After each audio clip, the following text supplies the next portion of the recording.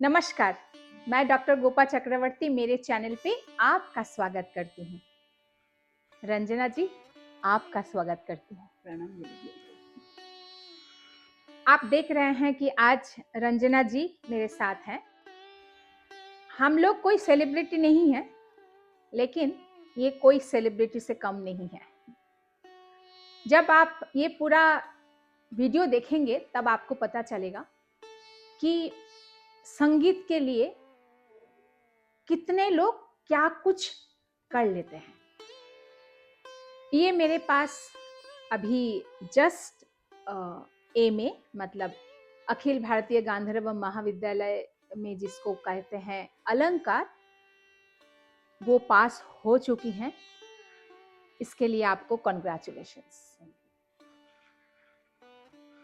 तो आज उनकी कहानी हम शेयर करेंगे आपके साथ। मुझे थोड़ा बहुत पता है, आज आपके साथ साथ मैं भी कुछ और जानना चाहूंगी रंजना से। तो चलिए। तो रंजना, आपको मैं नाम से ही बुलाती हूँ। वैसे तो आप लोग मेरे स्टूडेंट भी ठीक है, स्टूडेंट तो एक जरिया है। मैं भी आपसे बहुत कुछ सीखती रहती हूँ, लेकिन होता है ना जैसे मैं जब सिखाती हूँ तब ऐसा लगता है कि आप लोग मेरे बच्चे हो। तभी मैं पूरा पूरा अगर मैं बहुत ज़्यादा फॉर्मल रहूँगी, हाँ जी जी करके, तो थोड़ा सा ऐसा लगता है कि ठीक है। लेकिन अभी जब मैं आप लोगों को नाम से बुलाती हूँ, मैं आप लोगों को इज्जत नहीं करती हूँ ऐसा नहीं, लेकिन एक अपनापन होता है, एक वात्सल्य भाव आता है। तो पहले आप बताइए, आप घबराइए मत। मुझे पता है, क्योंकि ये बहुत, जब इनको मैंने बोला कि आपकी कहानी मैं आपके मतलब ये थोड़ा सा हम लोग चर्चा करेंगे, तो वो घबरा गई कि बाप रे, मैं तो क्या बोलने वाली हूँ, कैसे मतलब मैं बोलूँगी कुछ गलत हो जाएगा। तो मैंने बोला कुछ गलत नहीं होगा, अगर होगा होगा तो होगा। हमारे ही ऑडियंस है, हमारे ही जैसे लोग वहाँ पर बैठे हुए हैं, हमारे जैसे लोग ये आपको सुन रहे हैं। मेरा हेतु ये है कि इनका कहानी सुना के ऐसा नहीं है कि मैं इनको बहुत बड़ा कर रही हूँ, इनको तो बड़ा कर ही रही हूँ, लेकिन इनके जैसे कई और लोगों को मैं इंस्पायर कर रही हूँ, सबसे बड़ी बात जो है। तो पहले बताइए कि जहां तक मुझे पता है वो मैं थोड़ा बता दूं, आप बैंक में सर्विस करती थी। अच्छा, स्टेट बैंक ऑफ इंडिया में सर्विस करती थी, मुंबई में। हाँ, तो संगीत से आपका पाला कैसे पड़ा, ये बताइए। संगीत से पाला बोले तो बचपन में हमारे यहाँ घर में ग्रामोफोन था और मुझे 3 भाई हैं, तीनों को गाने का शौक था। तो वो नया सिनेमा आया कि बम्बई से रिकॉर्ड लाते थे उसका और वो पूरा हम लोग सुनते थे। वो सुन के मैं गाना गाने की मुझे आदत थी, कान से सुन के, कोई सिखाता नहीं था। और मैं बहुत छोटी थी, हम लोग 9 भाई-बहन हैं, 9 जन और सबसे मैं छोटी, तो एकदम सबकी प्यारी थी, लाडली थी। जब भी मैं गाना गाती थी, सब बहुत अच्छा गाते, बहुत अच्छा गाते, गाओ, गाओ। लेकिन क्लासिकल से मेरा कोई भी मालूम ही नहीं था क्लासिकल संगीत क्या है। अच्छा, तभी से मैं ऐसे गाती थी। और बैंक में एक बार पूजा के टाइम मुझे किसी में गुनगुनाती थी, सुन के बोले तुमको गाना पड़ेगा। मैं बोली बाप रे, माइक पे सबके सामने मैं कैसे गाऊं? तो वो बोली कुछ नहीं, गा लो। तभी एक साहब आए थे, उन्होंने मुझे बोला कि आप मेरे साथ गाओगे क्या प्रोग्राम में? मैं बोले ना बाबा, मुझे कुछ आता नहीं, कहाँ शुरू करने का पता नहीं, जाता है अंतरा में आवाज़ तो जाता है। तो बोले कभी तो ज़िंदगी में आप क्लासिकल संगीत सीखना, क्योंकि आपका आवाज़ क्लासिकल के लिए फिट है। बाद में वो मैं भूल गई। नौकरी छोड़ने के बाद मैं भजन मतलब सीखने, नौकरी छोड़ना मतलब रिटायरमेंट के बाद मैं बोली कुछ तो भजन वगैरह सीखेंगे तो अच्छा लगेगा करके मैं गई थी। मिसेस आशावरी जोशी करके बाबे में रहते थे, तो मैंने भजन सुना तो बोला तुम्हारा आवाज़ तो क्लासिकल के लिए फिट है, तुम क्लासिकल सीखो, क्लासिकल सीखोगी तो कोई भी भजन गा सकती है, ऐसे नहीं। तो भजन सीखोगी तो खाली भजन ही बोल सकती हो, लेकिन क्लासिकल सीखोगी तो आप कौन सा भी गाना सुन के गा सकती हो। तो तभी मैंने चालू किया 2000 10 में। आप रिटायर्ड कब हुई? 2007 में। अच्छा 7 में। अच्छा, साथ में रिटायर हुई हाँ तब हाँ, तक आपका चल रहा था मन चल में रहा कि था। हाँ हाँ, कुछ सीखना है। सॉरी, मैंने 2009 में चालू किया। अच्छा 2009 में चालू किया। फिर 2010 में मैं बीमार थी। 1 साल पूरा मेरा गया उसमें। फिर मैंने एग्ज़ाम देना, लेकिन मैं वो टीचर को एग्ज़ाम देने में कुछ इंटरेस्ट नहीं था। वो बोलती है कि गाना सीखो। गाना सीखो, एग्ज़ाम में मत दो। तो मैंने घर में देखा माहौल, तो मैंने नौकरी रिटायर में हो गई थी, तो ऐसे मुझे कोई गाना गाने के लिए ऐसा अलाउड नहीं करेगा। मैं बोली एग्ज़ाम अगर दिया तो मैं रियाज़ कर सकती हूँ, ये अच्छा, मैंने ठान लिया मतलब था। एग्ज़ाम दिया तो आप घर पे बोल स्टडी, सकोगी हाँ, कि मुझे स्टडी करना हाँ, है। स्टडी करना है। हाँ। यस, ये एक पॉइंट है। मैंने एक बार ये बात कही थी कि यूँ ही सीख रहे हो, अगर आप हाउसवाइफ़ हैं या रिटायर्ड हैं। मैं यहाँ पर रिटायर्ड जेंट्स की बात नहीं कर रही हूँ, रिटायर्ड लेडीज़ की बात कर रही हूँ। जब रिटायर्ड हो जाते हैं लेडीज़ तो क्या सोचते हैं कि घर का काम वगैरह करेंगे, पोता-पोती को सब सँभालेंगे और भी एक्सटेंडेड फैमिली को सारे को ये करेंगे।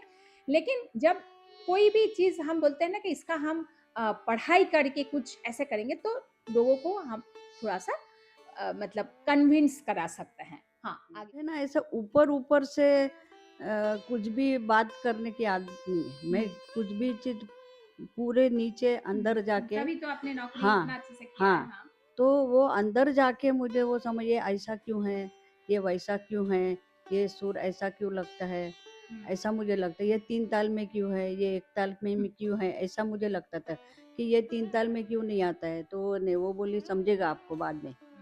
फिर मैं बोली अगर एग्ज़ाम दूँ तो शायद मुझे ये समझ में आएगा, थियरी। थियरी पूरा स्टडी करके करेंगे तो पूरा इसमें बैठेगा। ऐसा करके मैंने प्रारंभिक दिया, फिर प्रवेशिका प्रथम में वापस वो बोली वो आलाप तुमको नहीं जमेगा, ये उम्र जो में। टीचर हाँ, थे वो टीचर उन्होंने वो बोला। बोली प्रारंभिक दिया बस हो गया, एक हो गया ना एग्ज़ाम, आलाप तुमको नहीं जमेगा। तो मैं बोली एक बार मैंने वो कैसे, तभी मेरे पास छोटा कैसियो था, भीमपलास का आलाप है लास्ट में, हाँ। वो मैंने बजाया कैसियो पे और आकार लिया। तो मैं बोली इसी को आलाप कहते होंगे क्या? तो और मैं बोली चलो मैं जाती हूँ, मार्केट जाने का था। रास्ते में ही मैडम बोली, मैं बोली मुझे लगता है मुझे आलाप आता है।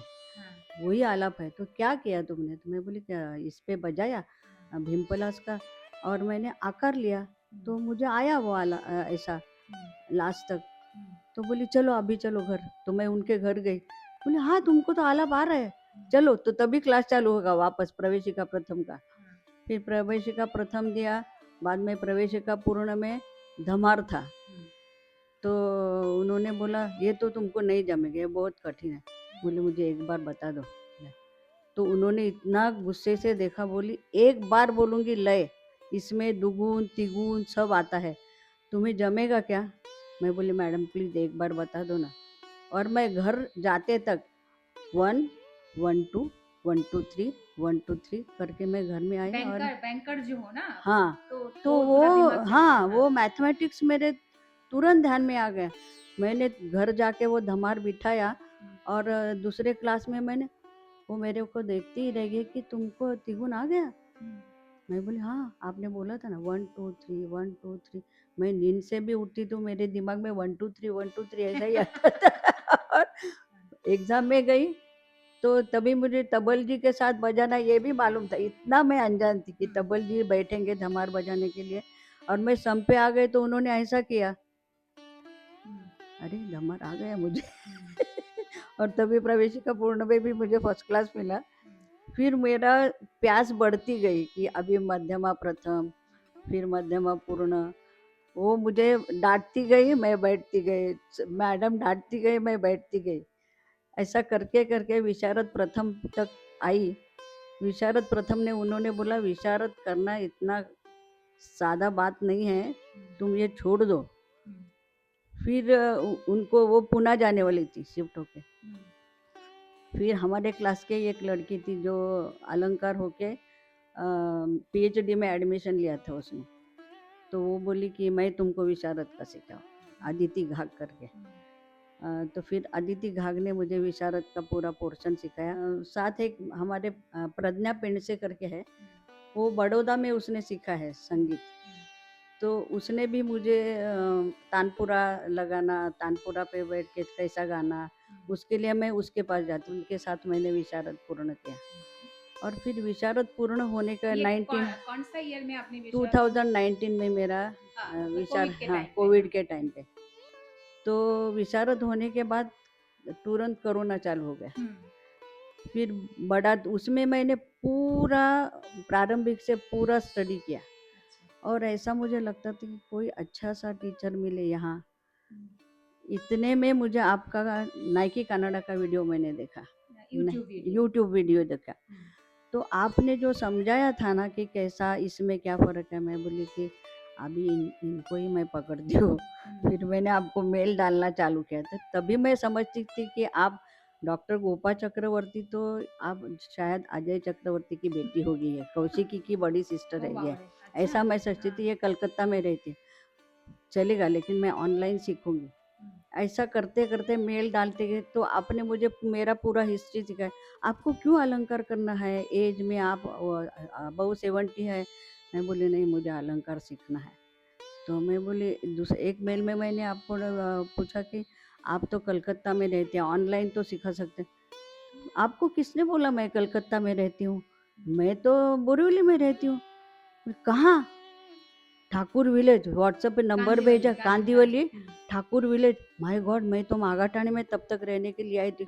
मैं वैसे ही 8 बजे रात के 8 बजे थे। मैं बोली अभी हस्बैंड को क्या बोलूँ? भगवान को बोलना देखो मैं अभी झूठ बोलने जा रही हूँ, आगे का तुम संभलो। मैं डॉक्टर गोपा के पास जा रही हूँ। फ़ोन किया तो आपने बोला कि अरे बारिश हो रही है। 4 जुलाई 2022, मुझे अभी भी याद है।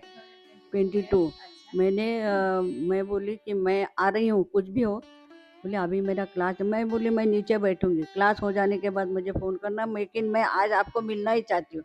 नारियल और फूल लेके आपके पास आई और आपको बोला कि नहीं आप, तो आप बोले आप इतना बेचैन है तो चलो मैं आपको एक राग सिखाती हूँ। फिर आपने जोग पेटी निकाला और मुझे जोग राग का एक लाइन सिखाया, सखी तब सोचे न नहीं आवे रे। वो मैंने लाइन पूरा वैसा का वैसा गा दिया। तो आपने बोला कि देखो 2 बात रहता है, संगीत ऐसे ही गाना और सुर समझ के गाना। तो आप अच्छा सुर समझ के गा रही हो, आप अलंकार कर सकती हो। सेकंड लाइन गाने के टाइम बाजू से दादा गुजरे। मतलब मेरे हस्बैंड हाँ गुजरे हैं। हाँ हाँ, दादा बाहर आए और मेरा सुर हिल गया। तभी आपने जोर से ऐसा, मैं आपको 1 to 1 नहीं सिखाऊंगी, आपको पब्लिक के सामने गाना पड़ेगा, आप में कॉन्फिडेंस कम है। ये बात अपने तब भी है कि, और मुझे 6 महीना आपने ग्रुप में सिखाया ऑनलाइन। फिर सुर में सुर विहार में जब भी मैंने सबके सामने गाया, तभी आपने बोला कि अभी मैं तुमको 1 to 1 सिखाऊंगी। तो मुझे इतनी खुशी हुई। फिर फरवरी में हमारा क्लास चालू होगा। 25 अप्रैल को आपने बोला तुम ये साल फॉर्म भर दो। मैं बोले अभी अलंकार एक का, हाँ तुम कर सकती हो। एक चीज़ उन्होंने बोला था मुझे कि जब उनको मैंने एक्सेप्ट किया एज अ स्टूडेंट, तब उन्होंने बोला था बस मेरा ज़िंदगी में एक शौक है, मरने के पहले मैं अलंकार करना चाहती हूँ, मतलब एमए करना चाहती हूँ। तो फिर मुझे ऐसा लगा कि जब उनमें ये कैपेसिटी है, काबूलियत है, मैं कितना उनको दूं ताकि वो थोड़ा सा फास्ट करे। क्योंकि देखो, आपके बातों से अगर किसी को लगे कि हम तो यूं ही कर सकते हैं, ऐसी बात नहीं है। क्योंकि उनका ऑलरेडी एक मतलब भूख था, बहुत ज्यादा भूख, और उतनी ही she was very much clear about her सुर और अपने जो समझ है क्लासिकल म्यूजिक के लिए, जो समझ चाहिए उनमें वो था। इसलिए मैंने आपको बोला कि आपने मुझे कहा कि अब मेरे को अलंकार करना है, तो मैंने सोचा कि क्यों टाइम पास करना है, तो वो कर सकती है। तो फिर मैं उनको कहा कि आप फॉर्म फिलअप कर दो। हाँ, आगे बोलो। तो 25 अप्रैल 23 में आपने बोला कि अभी आप अगस्त में आएगा तभी फॉर्म भर दो। और जनवरी 24 में मेरा अलंकार एक का एग्ज़ाम हुआ और मैं सक्सेसफुल हो गया, वो पास हो गए मैं। तो पास होने के बाद मैंने बोला कि अभी अलंकार 2 तो बहुत कठिन है, तो 1 साल गैप लेंगे और चालू करेंगे। तो मैडम को मैंने बोला कि फरवरी में मैं 1 महीना रेस्ट लेती हूँ और मार्च में क्लासेस चालू करेंगे। मार्च में पहला क्लास हो गया, इन बिटवीन मैं गिर गई कमर पे और पूरा मार लग गया।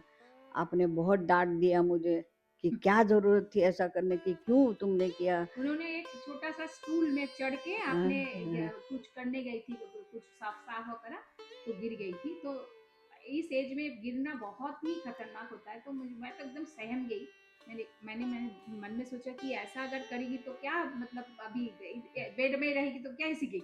हाँ, फिर फिर? मैंने आपसे पूरा पोर्शन ले लिया अलंकार 2 का और मैं खाली सुनती थी। ऐसा 4-5 महीना गया। अक्टूबर में मैंने फॉर्म फिल किया था मैंने। नहीं, बीच में फिर मैं चली गई थी यूएस। हाँ, यूएस चली गई थी, लेकिन उससे पहले फॉर्म मैंने आपसे साइन करके ली हाँ, हाँ, थी हाँ, हाँ, अगस्त में। हाँ। फॉर्म भर के गई थी मैं और मैं बोली कि रिटर्न दे देती हूँ और नेक्स्ट ईयर, क्योंकि आप गई थी, मैं भी बीमार थी, तो जब भी मैं गिर गई थी ना, तो मुझे डॉक्टर प्रशांत प्रधान करके एक, बोले तो भगवान जैसे ही है वो, उन्होंने मुझे एक्यूपंक्चर का ट्रीटमेंट दिया और मैं पूरा चलने लगी, यानी मुझे कुछ तकलीफ नहीं हुई। तो वो ट्रीटमेंट से मैं बोली कि चलो अभी क्लास चालू करते हैं। इतने में मेरी सिस्टर आ गई फॉरेन से, लंदन से। तो उसको मैंने बोला कि हम लोग जब भी मेरा 16 नवंबर को एग्ज़ाम होगा, तो हम लोग 8-9 दिन दिए, तो वो 25 नवंबर को वो चली गई। उसको मैंने एयरपोर्ट छोड़ने के लिए वहाँ से मैंने फ़ोन किया आपको, क्या हम आज क्लास चालू करेंगे क्या? सिस्टर गई है। तो बोले हाँ, कर सकती हूँ। फिर क्या किया है, मैंने जो पोर्शन भेजा था उसमें मैंने एक राग गाया, दूसरा गाया, तीसरा गाया और क्या किया है, चौथा गाया। फिर मैं बोली वैसे किया तो सब है, लेकिन ये साल किधर एग्ज़ाम देने का है ना, जाके आना है। तो जाके उतने आना है है ना, मतलब एक बार अटेंड करके आना है, अटेंड, हाँ, क्या आपका अटेंड मतलब करके है? एक्सपीरियंस लेके आना है। तो आपने इतना इतना बड़ा किया, वो मैं कभी ज़िंदगी में भूलोगी नहीं। मेरी तरफ देखो, तुमको किसने बोला कि जाके आना है ऐसे ही एक्सपीरियंस लेके? कुछ नहीं, जाके पास होना है, होके आना है। मैं बोली मैडम आज 25 नवंबर है, जनवरी में एग्जाम है, वो मैं देख लूंगी, आज से फोकस करना चालू करो। वो जो मैं जब भी मैं बुक लेती थी, मेरे को आपकी याद आती, बाप रे, फोकस करना है, फोकस करके करना है।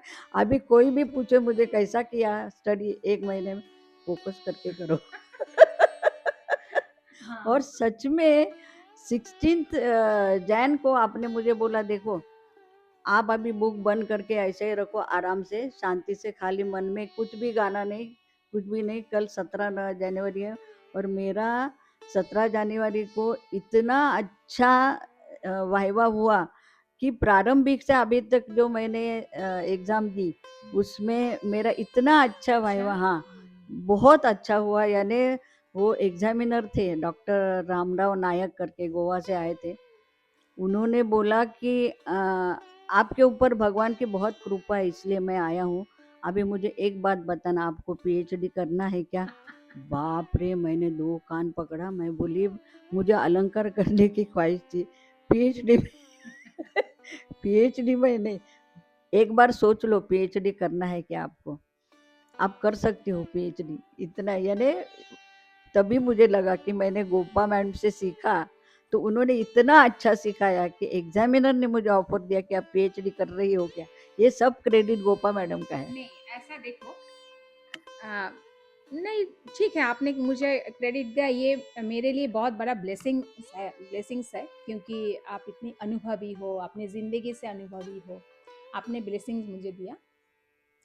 पर एक बात मुझे आपका बहुत अच्छा लगा, एग्ज़ाम के पहले उनके फैमिली में वो जो छूट गया इनका बोलना, वो मैं आपको बताती हूँ इनसाइड स्टोरी, कि बहुत सारा फंक्शंस होते हैं, इसका शादी, उसका ये। मैं इसके खिलाफ नहीं हूँ। मैं ये नहीं कह रही हूँ कि आप भी सब कुछ छोड़-छाड़ के आपको यही करना है। उन्होंने टारगेट किया था कि मुझे एग्ज़ाम देना है और वाक़ई ही उन्होंने सारे लोगों को ये कहा था कि मेरा इस तारीख को एग्ज़ाम है, उसके पहले मुझे कहीं नहीं जाना है। मैं कुछ भी अटेंड नहीं करूँगी, क्योंकि कभी हम बाहर जाते हैं, आपने कहा था ये मुझे, बाहर जाते हैं, किसी के घर पे गए शादी-ब्याह में, खाना-वाना ज़्यादा खा लिया या कुछ और तबीयत ख़राब हो गया, तो वो तबीयत ख़राब होने से, गला ख़राब होने से आप तो प्रैक्टिस नहीं कर सकते हो ना। अगर आपने टारगेट किया है कि मेरा ये एग्ज़ाम है, तो मुझे इसके लिए क्या करना है, जैसे खाली प्रैक्टिस नहीं, उसके आसपास के बहुत सारी चीज़ें होती हैं जो हमें करना पड़ता है। और बात मैं आपको कहना चाहती हूँ, आपका कोई भी एज हो, कुछ भी हो, अगर आप मन से बहुत मजबूत है आपका टारगेट की तरफ, पूरा कायनात आपको एक्सेप्ट कर लेते हैं। उनको कोई भी बोल सकते हैं, आप ये एग्ज़ाम देके क्या कर लोगी? आपको नौकरी करना है क्या? आपको कहीं दिखाना है क्या? आपको कोई ऑडिशन देना है क्या? नहीं देना है, पर मेरे शांति के लिए करना है। मुझे अच्छा लगता है, क्योंकि उनके परिवार वालों ने, भले उनके मुँह के ऊपर ऐसा नहीं बोलते होंगे, जस्ट आई एम सेइंग, क्योंकि यूजुअली ऐसा होता है। भले आपको नहीं बोला होगा, "अरे क्या यार, अभी इस एज में एग्ज़ाम देके क्या करना है? क्या दिखाना, क्या प्रूव करना है?" पर वही फैमिली मेंबर्स बाहर जाके बोलते हैं कि उनको देखो, उन्होंने इस एज में भी करके दिखाया। ये एक बहुत बड़ा सैटिस्फैक्शन है। हमें किसी को कुछ प्रूफ नहीं करना है। हमें अपनी शांति के लिए बहुत कुछ हम कर सकते हैं। मन में अगर इच्छा है तो हम उसको अचीव कर सकते हैं। रंजना, आपको और कुछ कहना है? हाँ, हाँ, एक बात। अच्छा। मेरे जब मैं पास हो गई, मेरे हस्बैंड ने मुझे इतना कोऑपरेट किया कि जिस दिन गोपा मैम ने मुझे फायर ही किया, एक्चुअली फायर किया, खाली फायरिंग नहीं किया लेकिन मुझे फायर किया था कि किधर भी आपका मन नहीं जाना चाहिए, कोई किसी के यहाँ कुछ भी हो। वो मैंने पूरा सब बंद करके मैंने हस्बैंड को बोला, देखो मैं किधर टाइम कर सकती हूँ, खाना बनाने में का जो टाइम है तो हम लोग बाहर से डब्बा लाएंगे। तो 25 नवंबर से मैंने बाहर से डब्बा लाना चालू किया। और उन्होंने भी, उनको एक्चुअली इतना 50 साल हो गया मेरे शादी को, मैंने कभी भी बाहर से खाना नहीं लाया, लेकिन ये एग्ज़ाम होने तक उन्होंने बाहर का खाना खा लिया। और फिर रात को मैंने आने के बाद उनको मेरे हाथ का चपाती खिलाया, बोला हाँ अच्छा हो गया तुम्हारा एग्ज़ाम हो गया। उन्होंने मुझे बहुत कोऑपरेट किया और उनको मेरा बहुत, यानी सबको उन्होंने, जब भी मेरा रिजल्ट लगा सबको फ़ोन पे बता दिया। ये एज में अभी उसको 75 लगेगा 23 अप्रैल को, और उन्होंने अभी अलंकार का एग्ज़ाम दिया है। सच में कैसे किया पता नहीं इनका। एक्चुअली मेरा इसमें एक कारण है, मेरा मेमोरी अभी तक बहुत अच्छा है। मैंने जो प्रारंभिक में सीखे है स्वर मालिका, वो मुझे अभी भी याद है पूरा, लक्षण गीत, स्वर मालिका। ये मेमोरी ने भी साथ दिया। आपने जो सिखाया, आप एक्चुअली मैं आपको सरस्वती माँ ही मानती हूँ कि मेरे को माँ ने ही सिखाया, ऐसा लगता है मुझे। साक्षात सरस्वती माँ के सामने बैठ के मैं सीख रही हूँ, इसलिए मुझे वो मेरा ग्रास्पिंग हो रहा है शायद कि माँ के सामने मैं बैठ के सीख रही हूँ। इसलिए मैं फर्स्ट अटेम्प्ट में अलंकार पास हो गई, क्योंकि बहुत से लोग पास नहीं हुए। और मेरे साथ जो हारमोनियम में बैठे थे जो सारंग चरणकर सर, और वो रेखा दामले जी ने जो किताब लिखी है, डॉक्टर सुधा पटवर्धन की बेटी, उन्होंने जो थियोरी का बुक लिखा, उसका मुझे बहुत उपयोग हो गया। मुझे लगता है कि आपने बहुत कुछ आपने शेयर किया है। जैसे रेखा दामले जी का जो बुक है, जो अलंकार का बुक, मैं वो उसका नाम भी लिख दूँगी, क्योंकि सही बात है कि जब हम लोग एडवांस लेवल पे, ख़ासकर जो संगीत में होते हैं, एडवांस लेवल के बुक्स अच्छे से नहीं मिलता है हमारे इंडियन क्लासिकल म्यूज़िक के। जैसे कि उन्होंने बताया कि मेमोरी, आपको एक छोटा-सा टिप्स मैं देना चाहती हूँ, जो लोग अबव 60 है या अबव 50 है, बहुत लोग बोलते हैं, मैम इस एज में ना याद नहीं रहता है। ये आप सोचते हैं, कुछ लोगों को हो सकता है 5% लोग ऐसे हो सकते, मेमोरी पावर कम है या वो सोचते हैं कि मुझे याद नहीं रहता है, लेकिन ये एक प्रोसेस है। अगर आप एक चीज को सोचेंगे कि मुझे याद रखना है, और आप इसके लिए एक एक्सरसाइज करेंगे। एक्सरसाइज कैसा? जैसे मानो मैं अगर म्यूजिक की बात करूं तो मैं म्यूजिक की ही बात करती हूँ। जैसे मानो एक तान या स्वर मालिका या बंदिश, आप एक दिन अच्छे से करो, 5-6 बार 10 बार करो। उसके बाद आप सोचो मुझे ये मेमोरी हो जाना चाहिए। अपने आप को डांटो, हो जाना चाहिए। कल आप देखोगे अगर 100% ना सही, 90% आपका ऐसे ही हो जाएगा। क्योंकि मैं तो बहुत लोगों के साथ काम करती हूँ, जब उन लोग बोलते हैं तब उनको मैं ये सजेशन देती हूँ। और ये अगर आप करते रहेंगे सर्टेन एज के बाद, आप देखेंगे कि आपके जो ये ब्रेन का जो सेल्स है वो धीरे धीरे खुलने लगेगा।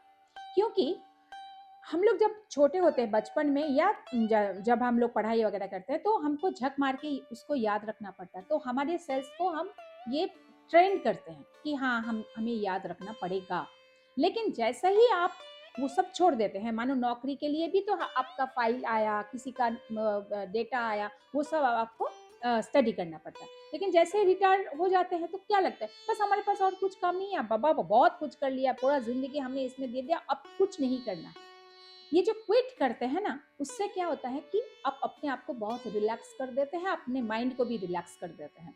तो वो माइंड लेने के काबिल ही नहीं रहता है, उसको लगता है कि आपका मेरा क्या काम है। लेकिन ये बहुत गलत है। आप अगर अपने आप को इस तरीके से, जो आपको अच्छा लगता है, आपको अगर संस्कृत के श्लोक अच्छा लगता है, आपको अगर कुछ ऐसे गाने अच्छे लगते हैं कि जो आपको गाना है किसी के सामने, आप उसको कोशिश करिए कि आपको याद रखना है तो आप रख सकते हैं। और रही बात क्लासिकल म्यूजिक की, अलंकार पास करना बहुत डिफिकल्ट है। मैं यहाँ पर बैठ के भी बोल रही हूँ, क्योंकि मैंने देखे हैं बहुत सारे लोग या तो थियोरी में पास नहीं होते, नहीं तो प्रैक्टिकल में पास नहीं होते। दोनों में पास होना बहुत जरूरी है, क्योंकि दोनों 4 पेपर्स होते हैं, थियोरी के 2 पेपर्स और प्रैक्टिकल के 2 पेपर्स। मतलब प्रैक्टिकल एक सभा गायन होता है, एक एग्जाम होता है। और ऐसा नहीं है कि आपने अपना पोर्शन को कर लिया तो कर लिया, नहीं।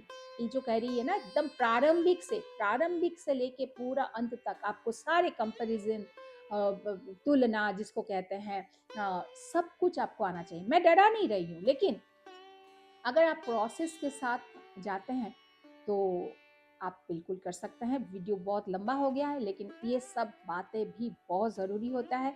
आपको मोटिवेट करना भी मेरा एक काम है, क्योंकि आप लोग बहुत मोटिवेट होते हैं भगवान की कृपा से मेरी बातों से। तो रंजना, आपको बहुत बहुत नमन। क्योंकि मैं आपको इसीलिए नमन करना चाहती हूँ कि आपसे भी मैं बहुत कुछ सीख रही हूँ। जब आपके एज में भी आऊँगी ना, तो मैं बोलूँगी रंजना मेरी स्टूडेंट है या थी, आप अभी सिखाने शुरू करोगी। मैंने उनको बोला कि अभी इसमें आप थम के मत रहो, क्योंकि आगे भी करना है, आप अभी सिखाओ। पीएचडी के लिए मैं अभी फिलहाल तो मैंने उनको कुछ बोला नहीं, क्योंकि वो भी एक बहुत ही बड़ा काम है। अभी फिलहाल तो नहीं, लेकिन आपने अगर आप सिखाओगी तो आपका जो सीखना है, आपने जो सीखा है ना, उसका रिवीजन होता रहेगा। मैं ये नहीं कह रही हूँ कि उसमें से आपको पैसे मिलेगा, वो तो एक छोटा सा एक व्यवहार है। क्योंकि जब आप किसी के पास से कुछ नहीं लेके आप करोगे ना, तो टेक फॉर ग्रांटेड हो जाता है। वो आपका ध्यान, आप जो एफर्ट करोगी, वो कोई ध्यान ही नहीं देंगे, उसका कोई वैल्यू नहीं रहेगा। आपको कुछ तो लेना पड़ेगा। लेकिन आप अगर इस तरीके से आप विद्या दान करोगी ना, तो जो सीखेंगे आपसे वो बहुत धन्य होंगे। इसी के साथ मैं आपको धन्यवाद देना चाहती हूँ, आप लोगों को मोटिवेट करना चाहती हूँ। बने रहिए मेरे साथ, मिलते हैं नेक्स्ट वीडियो में। नमस्कार।